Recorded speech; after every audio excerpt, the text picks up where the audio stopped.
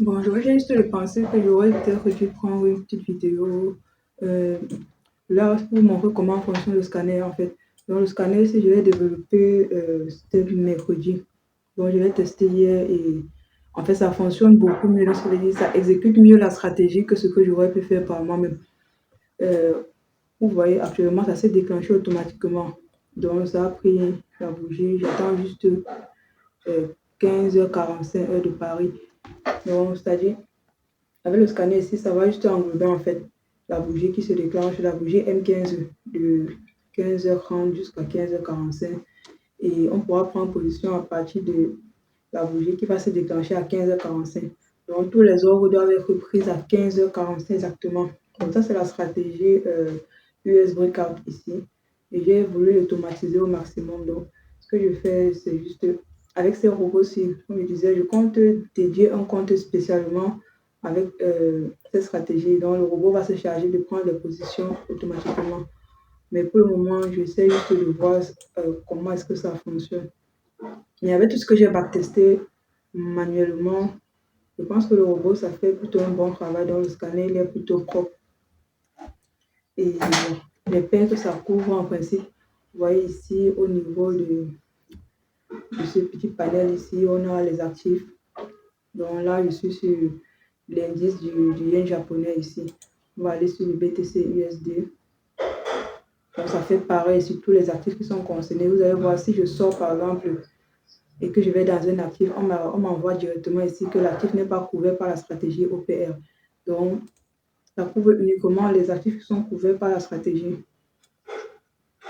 Et vraiment, ça, c'est un gain de temps fou parce que le temps de tracer manuellement, attendre la clôture de la bougie, puisque c'est une stratégie de scalping. Donc, on va plutôt agir dans un intervalle de temps assez réduit. Donc, on a pratiquement moins d'une minute en fait pour exécuter toutes les opportunités.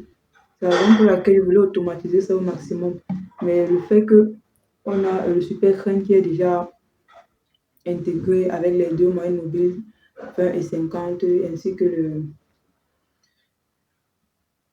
ainsi que le plus haut et le plus bas de la bougie de la M15 qui se déclenche à 15h45. Donc, c'est bien. Donc, c'est-à-dire l'ouverture de la session de New York, c'est à partir de cette bougie-ci qu'on va prendre position. Et là, si vous voyez bien dans cette panel ici, je peux directement voir parce qu'à partir du moment où la bougie va clôturer, le stop loss va être donné automatiquement. Donc, ça va calculer directement le ratio et m'envoyer le stop loss. C'est-à-dire la prise de position va être plutôt facile. Donc, j'aurais pu à calculer puisque le temps de faire les calculs là dans une plage de temps vraiment réduite. Et si on veut prendre plusieurs actifs, mais il est vrai que les stratégies, du moins, la plupart des trades que j'ai pris hier se sont terminés avec un SL. Donc, j'ai pris au total euh, 4 positions hier.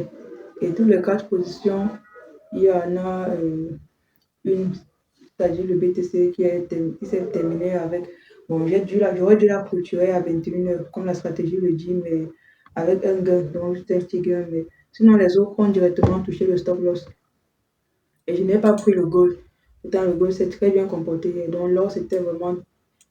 L'or a juste explosé hier. C'est-à-dire ici, avec le ratio de 4, donc c'était parfait.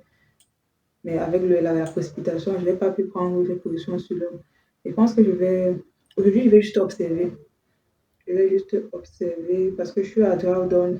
Sur les 5 000 $, je suis à 4 800, disons, 4 885 $ par là. Donc, je suis à drawdown de 104 $.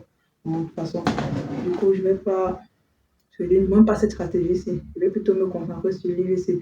Tout ce que je vais faire aujourd'hui, c'est juste voir comment le robot fonctionne, donc sans toutefois avoir la pression de prendre position, parce que là, ça devient, suffit juste, en fait, lorsque le moment arrive, pratiquement dans 3 minutes 12 secondes, il serait temps de prendre position. Bon, là, je vais d'abord vérifier tous les actifs, si tous les voyants sont OK.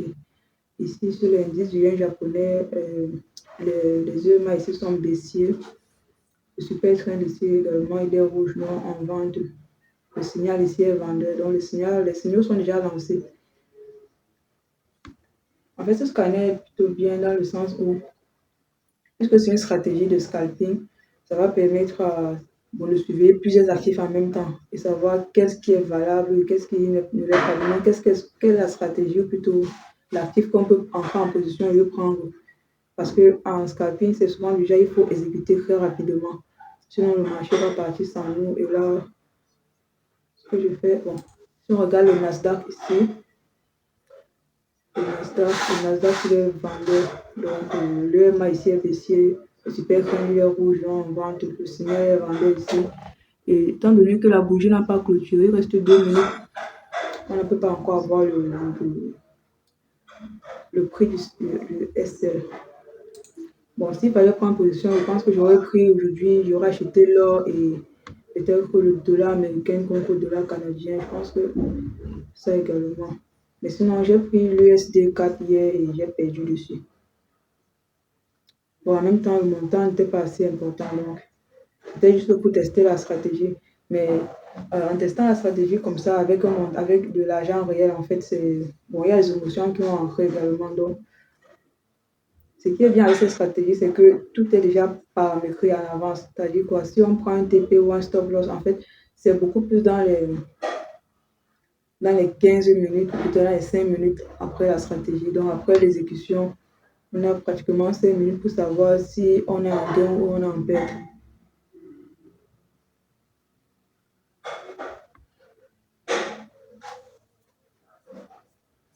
Bon, ce qui est souvent aussi dérangeant, c'est que cette bougie qui naît à 15h30 ici est souvent plus grosse en fait que les autres bougies. Donc, bon, en général, avec la stratégie double structure, ce que j'aurais fait, c'est souvent réduire le prix auquel j'ancrais.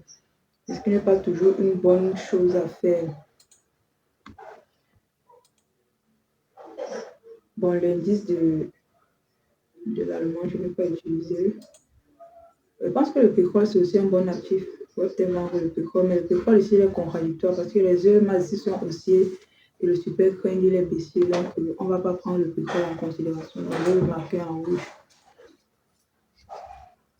Voilà. Le Dow Jones ici, c'est parfait. Donc, US30 Wall Street.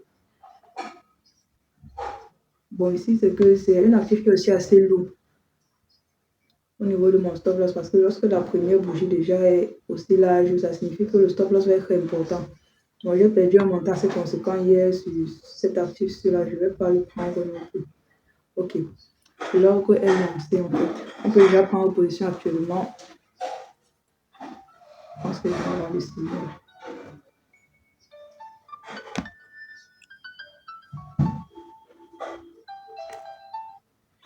Ok.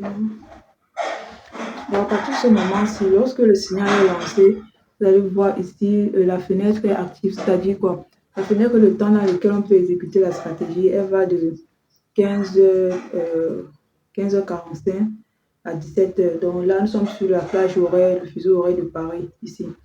Donc la fenêtre elle est active, vous allez voir à 17h même, il y aura plus possibilité de prendre position. Donc la fenêtre sera refermée. Actuellement, si on prend position ici, le stop loss, lui, sera à 54 448. Et on pourra prendre position uniquement à l'achat. Bon, ici, là, je pense qu'il y a un souci parce que l'EMA ici, il est baissier et le super trend est haussier.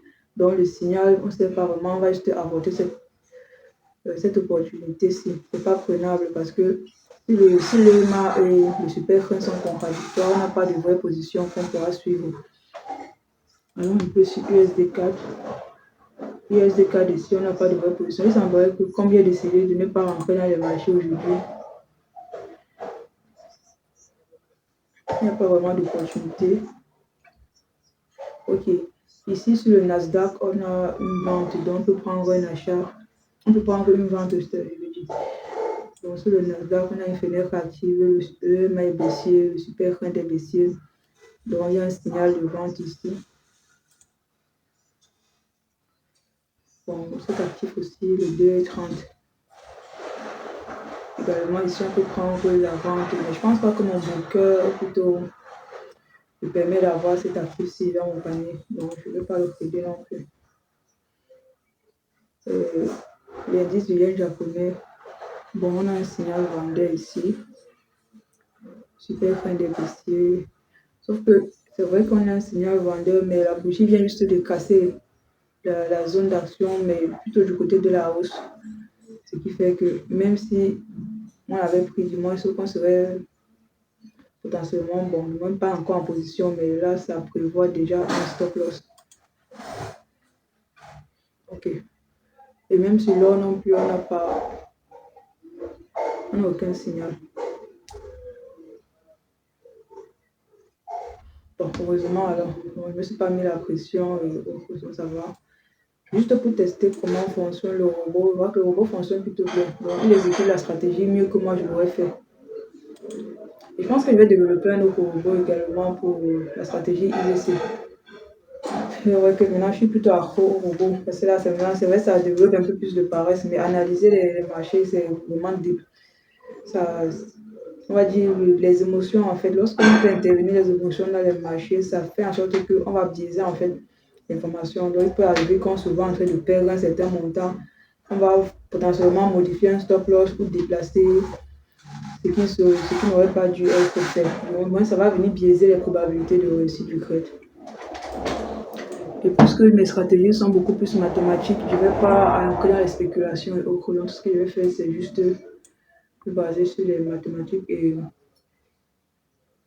voir les avantages que je peux avoir en fonction de chaque stratégie. Mais avec la stratégie USB card aussi, l'expérience de gain n'est pas vraiment importante. Mais sauf que ici, on a beaucoup plus, on a une période de gradient bien plus large que d'autres stratégies.